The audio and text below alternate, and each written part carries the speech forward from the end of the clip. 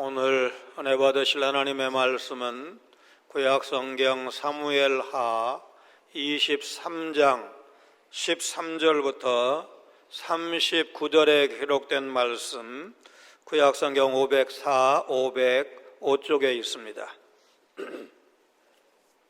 사무엘하 23장 13절부터 한 목소리로 봉독하시겠습니다. 또 32목 중 세 사람이 곡식 뺄 때에 아둘람 굴에 내려가 다윗에게 나아갔는데 때에 블레셋 사람의 한 무리가 르바임 골짜기에 진쳤더라.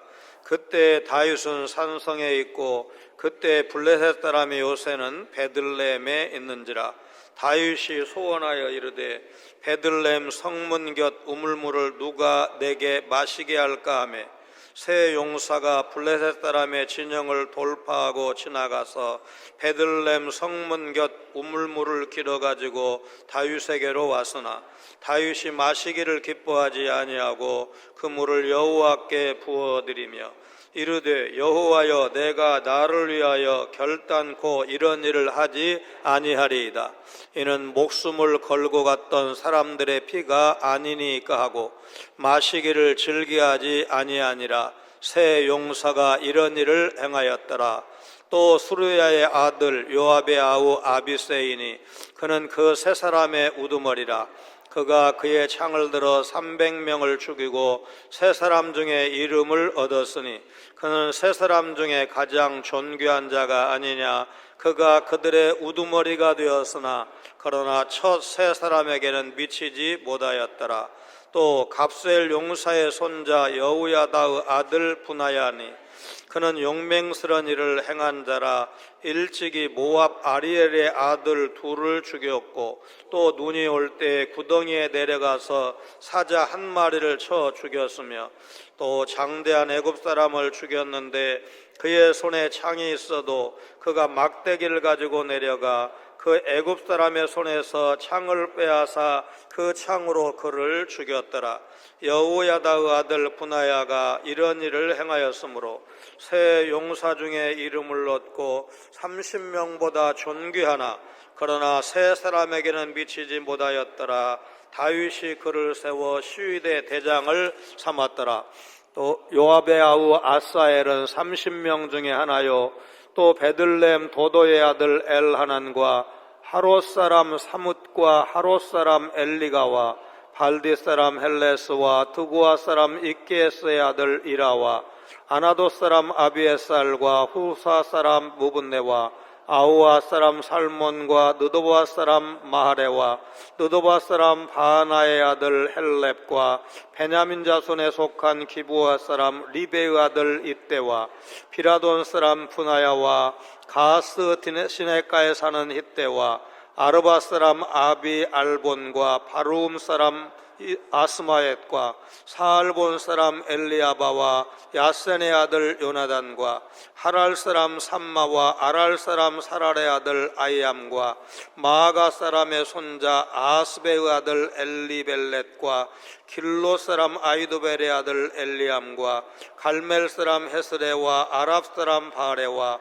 소바 사람 나단의 아들 이갈과 갓 사람 파니와 암몬 사람 셀렉과 수르의 아들 요압의 무기를 잡은 자 부에롯 사람 나하레와 이델 사람 이라와 이델 사람 가렙과 헷 사람 우리아라. 이상 총수가 37명이었더라. 아멘. 동역자는 짐을 같이 지는 사람, 멍에를 같이 매는 사람, 그런 뜻을 갖고 있습니다. 그래서 일을 같이 하는 사람, 특별히 영리를 위해서 누군가 두 사람이 같이 하게 되면 동업자 이렇게 말하는데 동업이 쉽지 않다 이런 말 많이 하죠. 그런 의미에서 동업자로 사업을 성공시켰다면 그 일도 귀하지만 그보다 더 깊은 뜻을 갖고 있는 동역자가 되는 일, 짐이 이제 무거울 때 같이 나누어서 질 수 있는, 복음을 위해서, 교회를 위해서 일할 수 있는 그런 동역자가 훨씬 더 중요합니다. 고린도전서 3장 6절로 9절 말씀 우리 같이 읽습니다. 나는 심었고 아볼로는 물을 주었을 때 오직 하나님께서 자라나게 하셨나니 그런즉 심는 이나 물 주는 이는 아무것도 아니로되 오직 자라게 하시는 이는 하나님뿐이니라. 심는 이와 물 주는 이는 한 가지이나 각각 자기가 일한 대로 자기의 상을 받으리라. 우리는 하나님의 동역자들이요 너희는 하나님의 밭이요 하나님의 집이니라.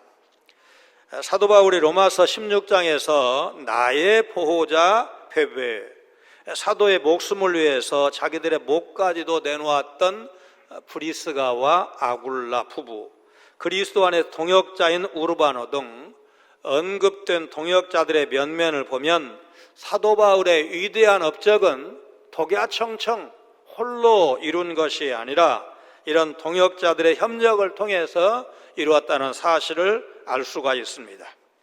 예수님께서 제자들과 성도들을 친구라고 부르시면서 복음의 동역자인 것을 인정하셨습니다. 요한복음 15장 13절로 15절 말씀 같이 읽습니다. 사람이 친구를 위하여 자기 목숨을 버리면 이보다 더 큰 사랑이 없나니 너희는 내가 명하는 대로 행하면 곧 나의 친구라. 이제부터는 너희를 종이라 하지 아니하리니 종은 주인이 하는 것을 알지 못함이라. 너희를 친구라 하였노니 내가 내 아버지께 들은 것을 다 너희에게 알게 하였음이라. 이제 오늘 당회에서 중직자 후보자를 심사해서 공천을 할 것이고 2월 18일, 25일 주일에 공동의회를 열어서 피택 절차를 진행할 것입니다. 후보자는 하나님 앞에 신실한 일꾼, 복음의 동역자로 주의 일에 수종될 것을 위해서 기도하셔야 되고 성도님들은 이번 피택을 통해서 우리 교회에 큰 유익이 되도록 기도하셔야 됩니다. 오늘 본문은 다윗의 동역자들을 소개하고 있습니다. 우리는 다윗 왕에게 충성한 용사들 이름이 적힌 명부를 21장 후반부 그리고 오늘 23장에서 계속 보게 될 것입니다. 지금까지 자신의 삶을 돌아볼 때 여러분의 이름도 이런 용사의 명부 같은 명부가 있다면 그 명부에 들어갈까? 그러기 위해서는 어떻게 살아야 할까? 13절로 17절 말씀을 통해서 성도는 주님께서 원하시는 것을 찾아서 능동적으로 섬겨야 한다. 능동적으로 충성해야 할 것을 우리는 배웁니다. 30인 특별부대에 속한 세 용사는 다윗이 사울왕의 추격을 피해서 아둘람굴에 있을 때 눈부신 활약을 펼칩니다. 이 아둘람 굴에서 다윗은 그의 가족과 다른 동료들과 결합을 했습니다. 그 위치는 가드와 베들레헴 중간 곧 가드 남동쪽 약 16km 지점으로 최근 고고학자들의 탐사로 이 산 중턱에서 약 400명 정도가 거주할 만한 지금 사진에서 보시는 큰 동굴 하나를 찾아서 큰 화제가 되었습니다. 다윗의 나라는 이 아둘람 공동체로부터 시작되었다고 해도 과언이 아닙니다. 그가 사울왕의 추격을 피해서 이 굴에 숨어 있을 때 마음이 상한 자, 애통한 자, 환난당한 자들이 그를 찾아왔습니다.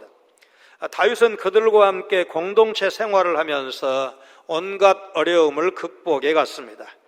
다윗과 그 동역자들은 함께 고통을 나누었고 함께 위기를 극복했습니다. 그러면서 다윗은 지도자로서의 역량을 키워나갔습니다. 어려울 때는 그들의 지도자로서 위로와 소망을 주었고 훗날 승리를 얻게 되었을 때 그 승리의 기쁨을 이 공동체 가족들과 함께 나누면서 성장해 갔습니다. 다윗 정부에서 중요한 역할을 맡고 다윗을 도운 사람들은 이 아둘람 공동체에서 배출되었습니다. 처음부터 큰 나라의 지도자가 되는 것은 쉽지 않습니다. 다윗은 아둘람 공동체에서 사람들과 고난의 시기를 함께 겪으면서 형제를 다지고 비전을 공유했습니다. 그 모든 과정은 훗날 그가 귀하게 쓰임받기 위한 훈련 과정이고 준비 과정이라고 할 것입니다. 당시에 다윗은 산성에 있었고 블레셋 군대의 요새는 베들레헴에 있었습니다. 수학할 때쯤 블레셋 사람들이 르바임 골짜기에 진을 치고 있었다 13절에 말씀하고 있습니다. 이제 수학기가 건기가 시작되는 때쯤이기 때문에 심한 갈증을 느낀 다윗이 어느 날 누군가 베들레헴 성문 곁에 우물물을 길어다 주면 좋겠다는 소원을 말하게 됩니다. 고고학자 리터라는 사람에 의하면 깊은 우물로부터 솟아나오는 이 물은 잠언 25장 13절에 충성된 사자는 그를 보낸 이에게 마치 추수하는 날에 얼음냉수 같아서 능히 그 주인의 마음을 시원하게 하느니라. 마치 다윗의 오늘 본문 이야기를 염두에 둔 말씀처럼 시원하고 깨끗한 그런 냉수를 묘사하고 있습니다. 그러나 당시 다윗이 진치고 있었던 아둘람 근처의 물은 별로 좋지 않았고, 그래서 그는 이제 자신의 어린 시절에 마셨던 깨끗하고 시원한 그 샘물을 사모했을 것입니다. 이 우물은 실제로 베들레헴 북동쪽으로 약 1.2km 15분쯤 걸어서 갈 수 있는 지점에 있는데, 카일이라고 하는 주경학자는 지금 사진 보시죠. 다윗의 우물이라는 이름으로 지금도 내려오고 있다. 이제 기념교회도 세워져 있고, 이제 뭐 본문에 다윗이 어렸을 때 마셨다 그런 말은 없지만 그 물을 그리워했다는 뜻은 그 물 맛을 본 적이 적어도 있었고, 아무래도 그가 베들레헴 태생이고 베들레헴 목동 출신이니까 어려서부터 이 물을 마셨을 것이라고 보는 것이 합리적일 것입니다. 다윗의 간절한 소원을 들은 30인 특별부대의 세 용사는 블레셋 군영의 이 진영을 돌파를 해서 베들레헴 성문 곁에 있는 우물물을 길어서 왕에게로 가져왔습니다. 세 용사가 그야말로 목숨을 걸고 물을 떠온 것은 자기들의 왕 다윗에 대한 자발적인 충성과 사랑의 표현이라고 보아야 할 것입니다. 그런데 웬일인지 다윗은 그들이 수고롭게 길어온 물을 마시지 않고 여호와께 전제로 부어드립니다. 그러면서 그는 앞으로 다시는 자신을 위해 그런 일을 하지 않겠다고 여호와께 약속을 합니다. 그 물을 가져오기 위해서 세 용사가 목숨을 걸고 블레셋 진영 한가운데를 뚫고 다녀왔기 때문입니다. 다윗이 마시기를 기뻐하지 아니했다는 말은 용사들의 행동을 기뻐하지 않았다 그런 뜻이 아닙니다. 충성스러운 신하들이 목숨을 걸고 길어온 물을 차마 마실 수 없음을 뜻하는 말인데, 그들의 목숨을 귀하게 여기면서 끝까지 이 사람들과 함께 하겠다는 왕의 의지가 내포된 표현입니다. 그래서 다윗은 그 물이 용사들의 피나 다름없다고 말한 것입니다. 그런 이유로 다윗은 세 용사가 길어온 물을 마시지 않고 여호와께 전제로 부어드렸던 것입니다. 마치 야곱이 창세기 35장 14절에서 이제 돌기둥을 베델에 세우고 그 위에 전제물을 부은 것을 연상시키는 장면입니다. 전제물은 하나님께 대한 감사와 헌신의 예물로서 바쳐진 포도주나 기름을 말하는데, 특히 기름은 히브리 사회에서 종교적인 예식, 이제 왕을 세울 때, 제사장을 세울 때, 선지자를 세울 때 기름을 부었던 것을 우리가 알고 있습니다. 이 사건은 다윗이 지도자로서 어떤 리더십을 가졌는지를 보여주는 아주 중요한 장면입니다. 다윗은 그를 따르는 사람들의 자발적인 충성을 끌어낼 수 있는 뛰어난 지도자였다고 할 수 있습니다. 그런데 여기서 다윗의 갈증을 묘사할 때 쓰인 그 동사는 우리 개정판 성경에서 소원하다라고 번역이 되었는데, 민수기 11장 4절에는 그들 중에 섞여 사는 다른 인종들이 탐욕을 품었다, 부적절하고 과도한 욕망이라는 뜻으로 사용된 적도 있습니다. 신명기 5장 21절에도 내 이웃의 모든 소유를 탐내지 말지니라는 말씀이 있는데, 역시 같은 예라고 봐야 합니다. 물을 간절히 원했던 다윗의 태도가 지나친 것이요 잘못된 것이었는지 단정적으로 말하기는 어렵지만, 다윗의 갈증 해소를 위해서 새 용사가 목숨을 걸고 다녀왔다는 사실은 부인할 수가 없을 것입니다. 용사들은 왕이 사모하는 베들레헴 성문 곁에 우물물을 가져오기 위해서 목숨을 걸고 적진을 뚫고 물을 가져온 것인데, 목숨을 건다는 것은 그 일을 수행하면서 예상되는 모든 고초를 겪고 설령 치명적인 손해, 곧 죽는 한이 있더라도 끝까지 그 일을 감수하겠다, 완수하겠다는 것을 의미하는 것입니다. 다윗 왕은 이런 용사들의 충성과 수고를 귀하게 여겼습니다. 여러분, 우리의 왕은 누구십니까? 바로 예수 그리스도이십니다. 그분만이 우리의 왕이시고 주님이시며 교회의 머리이십니다. 그래서 이 용사들이 다윗 왕의 사소한 바람까지 살피면서 충성을 다했듯이 우리도 주님이신 예수님의 뜻을 이 땅에 이루어드리기 위해서 살아가야 합니다. 죄만 지치 않으면 되지, 나서지 말고 주어진 일만 하면 된다는 식의 신앙 수준에서 벗어나야 합니다. 하나님 나라 이 땅에 이루어드리는 일에 있어서 내가 감당해야 할 사명은 무엇인지, 주께서 기뻐하실 일은 무엇인지 능동적으로 찾아야 합니다. 그래서 우리가 할 수 있는 최선을 다해서 충성해야 한다는 것, 바로 우리 주님이 찾으시는 믿음의 사람이 바로 이런 사람이라는 사실을 여러분 믿으시기를 바랍니다. 18절로 23절 말씀을 통해서 성도라면 주께서 맡기신 일에 충성을 다해야 한다는 사실을 배울 수가 있습니다. 수르야의 아들이요 요압의 동생인 아비새는 두 번째 새 용사의 으뜸이었습니다. 역대상 11장 20절에 의하면 그는 창을 휘둘러서 블레셋 사람 300명을 죽인 적이 있었습니다.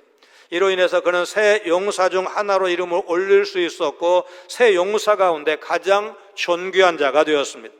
그 결과 두 번째 새 용사의 우두머리는 되었지만 그럼에도 불구하고 가장 먼저 소개된 세 명의 용사에는 미치지 못한다, 19절이 이렇게 증언을 했습니다.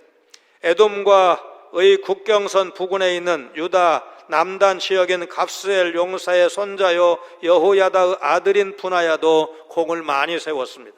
그는 모압의 용맹스러운 장수 아리엘의 두 아들을 죽였고 눈이 내리는 날 구덩이로 내려가 거기에 빠진 사자 한 마리를 맨몸으로 죽이기도 했습니다. 팔레스타인 지역에 눈이 내리는 날이라는 것은 생소합니다. 몇 년 전에 예루살렘에 눈이 내려서 화제가 된 사진을 지금 보고 계시는데 그만큼 성지에 눈이 드물다는 뜻입니다. 겨울 평균 기온이 10도 정도 되니까 눈보다는 비가 우기니까 비가 많이 내립니다. 평균 1년에 고원 지방에 사흘 정도 눈을 내리는 것이 보통이라고 합니다. 분하에는 통체가 당당한 이집트 용사 한 명을 죽이기도 했습니다. 그 이집트 용사는 창을 들고 있었는데 분하야는 막대기 하나만 들고 그에게 달려들어서 그의 창을 빼앗은 후 그 창으로 그를 죽였다고 21절에 말씀하고 있는데 다윗의 일화를 떠올리게 합니다. 여호야다의 아들 분하야는 이런 일들을 행한 까닭에 새 용사 중 한 사람으로 이름을 올릴 수가 있었습니다. 그는 30인 특별 부대 안에서 뛰어난 장수로 인정을 받았지만 역시 8절로 12절에 처음으로 소개된 야소보암, 엘르아살, 삼마 이 세 용사에는 미치지 못한다고 했습니다. 다윗은 분하야의 공적과 용맹스러움을 존중해서 그를 시위대장으로 임명을 했습니다. 시위대장은 왕을 지키는 군대의 사령관이기 때문에 왕이 특별히 신임하는 사람을 임명하는 것은 상식이고 다윗이 분하야를 얼마나 신뢰했는지를 알 수가 있습니다.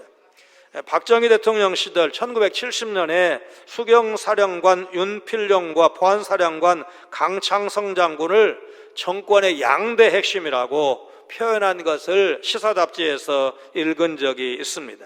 이 수경사령관 윤필룡 장군의 위세가 얼마나 대단했냐, 이제 육사 8기로 박정희 대통령이 오사단장 시절에 이제 참모로 인연을 맺었는데 아마 그때 그 능력을 이제 인정을 한 것 같습니다. 이 수경사령관 계급이 투스타 소장입니다. 그런데 박정희 대통령이 적어도 법적으로는 육군 인사권자인 참모총장과 군 인사를 의논하지 않고 이 윤필용 장군과 의논한다는 사실을 이제 장군들이 다 알게 되어서 설날이 되면 사성 장군이 이 투스타에게 세배를 오는 그런 웃지 못할 풍경이 벌어졌고, 그때 지금은 남태령 쪽에 있는 거 뭐 웬만하면 다 아시죠? 지나다니면서 볼 수가 있으니까. 그런데 그때는 이제 필동에 이 사령부가 있어가지고 군대 내에서는 필동 육본이라는 그런 말이 돌 정도였다고 합니다. 이건 뭐 정상적이지 않죠. 그리고 결과도 좋지 않았습니다. 전두환 정권 시절에는 박세직 장군이 수경사령관을 거쳐서 체육부 장관, 서울올림픽 조직위원회 조직위원장, 서울시장 등을 차례로 지냈고, 그러다 보니까 혹시 박세직이 뭐 후계자 되는 거 아니야, 뭐 그런 소문들, 추측들이 있었던 것을 우리가 기억하고 있습니다.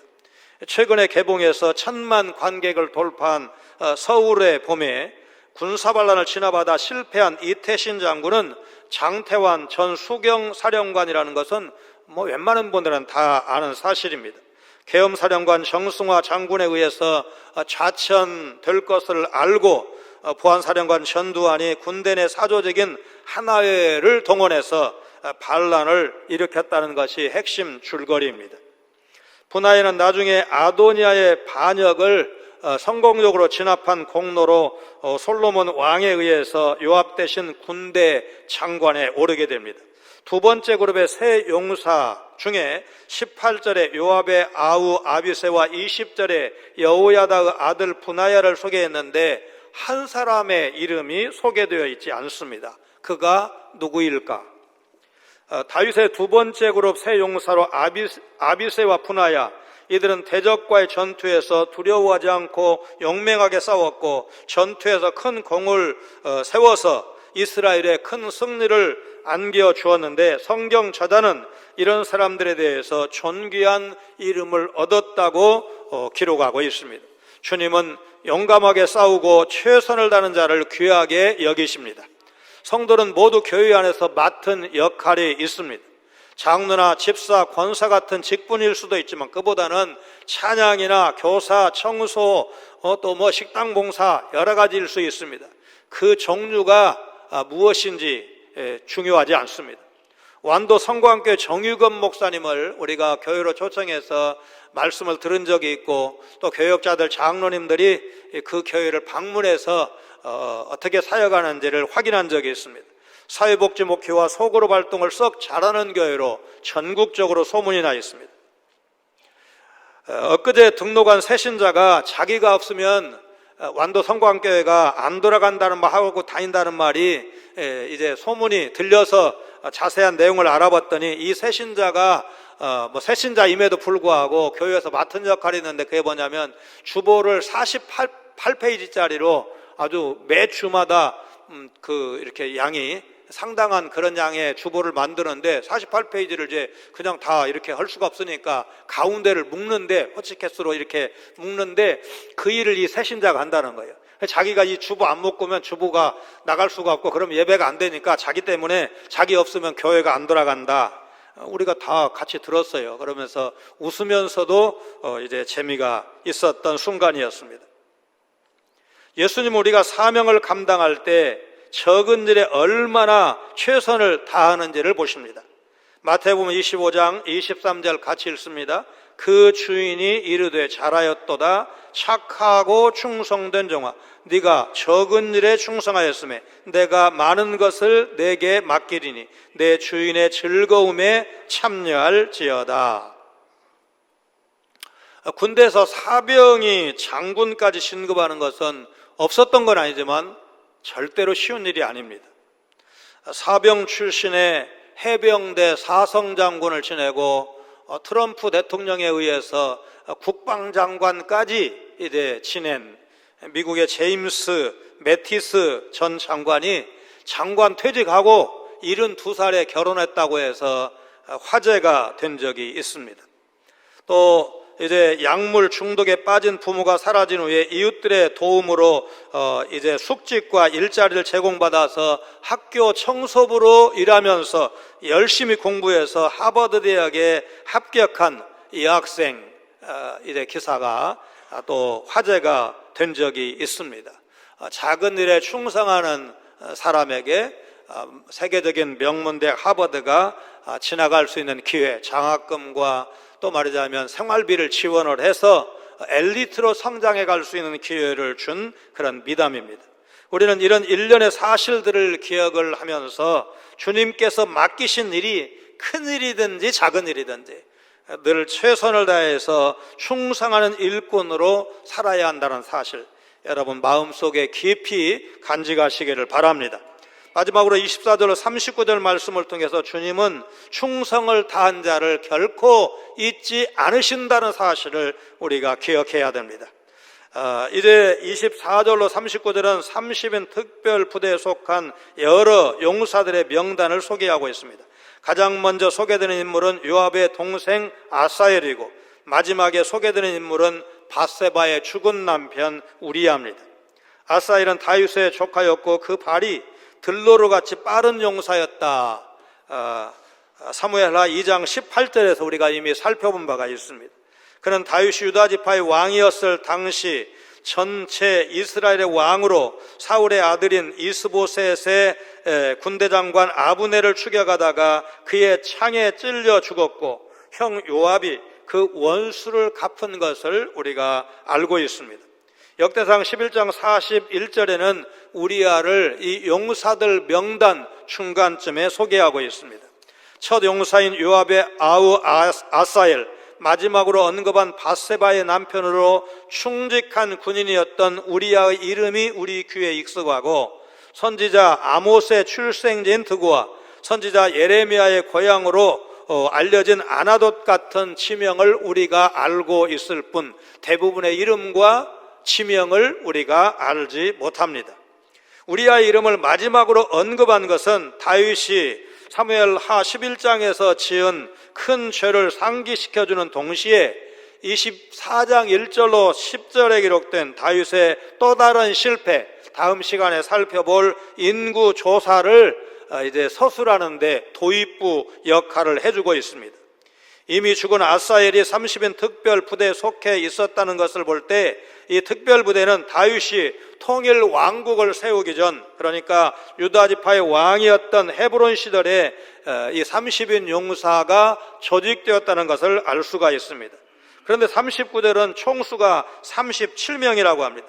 8절로 12절에 기록된 첫 번째 세용사, 13절로 23절에 기록된 두 번째 세용사, 그리고 24절로 39절에 기록된 이제 30인 특별부대에 속한 나머지 용사 31명을 합하면 모두 37명이 되는데, 다윗의 첫 번째 30용사는 분명히 30명, 30명이었습니다. 이스라엘 여러 지파에서 나왔고 가나안 지역과 이웃 이방 나라에서 온 사람들도 이 30용사 안에 들어가 있습니다. 다윗의 측근 가운데 한 사람이 요압인 것은 의심할 여지가 없는데, 이상하게도 요압의 이름이 빠졌습니다. 요압의 동생 아사헬, 요압의 무기 든 자 나하레라고 할 때만 요압의 이름이 등장을 합니다. 요압의 이름이 30인 용사 명단에서 빠진 이유가 무엇일까? 랑게 같은 학자는 요압은 의심할 여지 없이 다윗의 군대 장관으로 유명하기 때문에, 당연하기 때문에 뺀 것이라 이렇게 이제 해석을 합니다. 그러나 그가 다윗 왕을 위해 헌신적으로 충성한 건 맞지만 다윗과 함께 하기로 한 아브넬을 죽인 일, 그리고 소년 압살롬을 죽이지 말라고 당부한 왕의 명령을 이제 거슬러서 아들 압살롬을 죽인 일, 그리고 다윗이 연합 군대의 사령관으로 임명한 아마사 등을 살해한 이 무자비한 행동을 했고, 더 소위 말하면 찍힌 건 솔로몬 왕의 등극에 반대해서 아도니아가 반역을 일으킬 때 아도니아 편에 가담했기 때문에 이 용사의 명단에서 저자가 의도적으로 뺐을 것이다. 그러니까 세 보면 한 명이 모자라는데 이름을 일부러 기피를 한 겁니다. 그러니까 어쩌면은 모든 용사를 통틀어서 가장 공이 크다고 할 수도 있는 이 요압에 대해서 성경 저자는, 하나님의 시각은 이런 반란자는 용사 아니야, 믿음의 사람 아니야, 오히려 이 용사의 명단이 그냥 다윗의 용사일 뿐이지만 우리가 조금 영적으로 해석했을 때 하나님께서 인정하시는 사람이고, 또 하나님 나라에 말하자면 상을 받을 수 있는, 면류관을 받을 수 있는 그런 믿음의 사람이라고 본다면 요압이 이 명단에서 뺐다는 것은 대단히 우리가 의미심장하게 받아들여야 할 것입니다. 실제로 열왕기상 2장 5절 6절을 보면 다윗 왕이 죽기 직전에 아들 솔로몬에게 이 요압에 대해서 유언을 남깁니다. 수르야의 아들 요압이 내게 행한 일, 곧 이스라엘 군대의 두 사령관 넬의 아들 아브넬과 예델의 아들 아마사에게 행한 일을 네가 알거니와, 그가 그들을 죽여 태평시대의 전쟁의 피를 흘리고 전쟁의 피를 자기의 허리에 띤 띠와 발에 신은 신에 묻혔으니 내 지혜대로 행하여 그의 백발이 평안히 스올에 내려가지 못하게 하라. 아직 요압의 건강이 괜찮은데 그가 자기 말하자면 수명대로 살도록 내버려두지 말고 지혜롭게 판단해서 처벌하라. 그렇게 다윗이 솔로몬에게 유언을 했습니다. 열왕기상 2장 26절 이하의 말씀을 보면 아도니아 반란에 가담한 사람들을 이제 이 솔로몬이 차례로 처벌하는 것을 볼 수가 있습니다. 아비아달 제사장은 이제 아도니아 편에 섰는데 차마 제사장이니까 죽이지는 않고 추방을 시켰습니다. 그리고 요압과 시므이도 차례로 처형을 당합니다. 열왕기상 2장 46절을 보면 이에 나라가 솔로몬의 손에 견고하여지니라. 솔로몬 왕이 반란 세력 진압에 성공하고 이제 나라가 보위가 튼튼해진 것을 증언하고 있습니다. 30인 용사의 명단을 소개하는데 37명이 총계로 기록된 이유는 사고가 있을 때마다 말하자면 채웠을 가능성, 그 다음에 공을 세운 사람을 이제 이렇게 더 추가를 하면서 33용사, 35용사, 37용사 이렇게 말하면 조금 이제 모양이 이상해지니까 30용사라는 명칭이 이미 굳어진 상황에서 계속 추가하거나 해서 37명이 되었을 것입니다. 그런데 역대상 11장에는 더 많은 인물이 다윗의 용사로 기록이 되어 있습니다. 다윗 왕 곁에는 수많은 장수와 용사가 있었지만 성경에 이름을 남긴 용사는 37명 혹은 소수라는 사실을 우리가 기억을 하면서 하나님께서 이들의 그 업적을, 충성을 귀하게 여기셔서 그 이름을 성경에 기록되게 하셨다는 사실을 우리가 놓치지 않아야 합니다. 우리의 충성도 하나님께서는 이렇게 기억하실 것입니다. 마가복음 9장 41절 말씀 우리 같이 읽습니다. 누구든지 너희가 그리스도에게 속한 자라 하여 물 한 그릇이라도 주면 내가 진실로 너희에게 이르노니 그가 결코 상을 잃지 않으리라. 신앙생활하면서 물질적인 보상이나 다른 사람의 인정받는 것을 기대하는 사람을 없다고 할 수는 없습니다. 그러나 이런 것은 썩어질 것이고 영광스러운 것도 아닙니다. 주님의 칭찬과 인정이 얼마나 귀한지를 안다면 지금까지 내가 어떤 자세로 주님의 몸된 교회를 섬겨왔는지를 돌아봐야 할 것입니다. 사도 바울은 디모데후서 2장 3절에서 제자이자 자기 목회의 계승자인 디모데에게 너는 그리스도 예수의 좋은 병사로 나와 함께 고난을 받으라고 권면한 바가 있습니다. 우리 역시 예수 그리스도의 군사입니다. 그러므로 대장 되시는 예수님의 명령에 따라서 예수님의 뜻을 이루어드리는 일에 우리가 충성을 다해야 합니다. 성도는 영원한 것을 추구하는 사람입니다. 하나님의 칭찬과 하늘의 보상, 영원한 내세의 삶을 추구하는 사람이 성도입니다. 이런 소망을 가진 성도는 언제 어디에서든지 충성을 다함으로 대장이신 사령관이신 예수 그리스도를 기쁘게 섬겨야 합니다. 다윗은 초라하고 외로운 베들레헴의 목동으로 출발했지만 그 인생 고비고비마다 함께한 동역자들이 있었고 그 끝자락에 오늘 기록된 수많은 동역자들, 용사들을 남겼습니다. 우리 인생에도 이런 동역자를 만나는 복이 있기를 하나님 앞에 기도하셔야 할 것입니다. 그들과 더불어서 이 땅에 하나님 나라를 온전히 이루어가는 일, 하나님의 교회를 든든히 세워가는 일, 아직 복음을 듣지 못한 사람들에게 복음을 증거하는 전도자의 삶을 소원하시기를 바랍니다. 우리는 예수 그리스도의 군사로서 용사의 명부에 내 이름이 기록되기를 바라는 사람들 아닙니까? 오늘도 주께서 하나님 나라 확장을 위해서 나에게 기대하시는 것이 무엇인지를 깊이 묵상하시고 그 일에 적극적으로 나서기를 결심하시고 결단하시는 여러분 모두가 되시기를 주님의 이름으로 축원합니다. 거룩하신 하나님, 주님이 원하시는 것을 찾아 능동적으로 충성해야 한다는 말씀 따라 내가 좋아하는 일 하는 것도 의미 있지만 주님이 원하시는 일을 찾아 열심을 다하는 저희들 되게 하여 주옵소서. 주께서 맡기신 일에 힘써 충성하는 것이 주님의 일꾼들이 가야 할 길인 것을 믿습니다.